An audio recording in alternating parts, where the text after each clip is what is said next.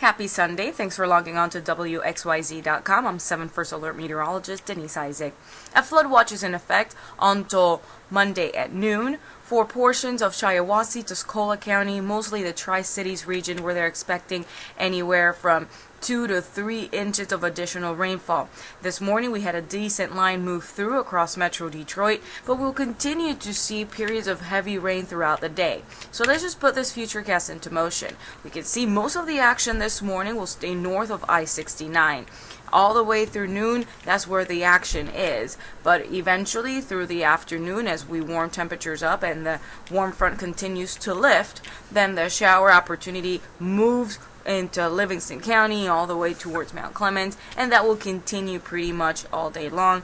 Heavy bounce of rain after 8 p.m. with a chance for thunder, lightning, so keep that in mind. Monday morning, we're looking at more rain showers across the metro location.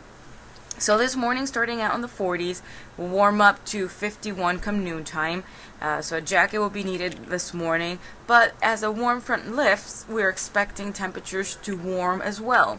63 in Dearborn around 5 p.m. and it stays mild for our evening and even into tonight, as temperatures won't drop much. They will stay in the 60s, and tomorrow looking at a high of 66. That happens early, then temperatures do take a plunge. So tonight only 60 degrees, rain, some heavy, and thunder is possible. Tomorrow, Monday, 68.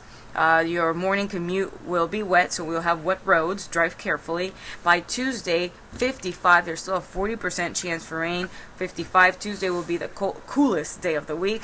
By Wednesday, we dry out. 58. Partly sunny skies on Thursday. And by Friday, we do have another chance, very light in nature, for rain showers and a high of 63.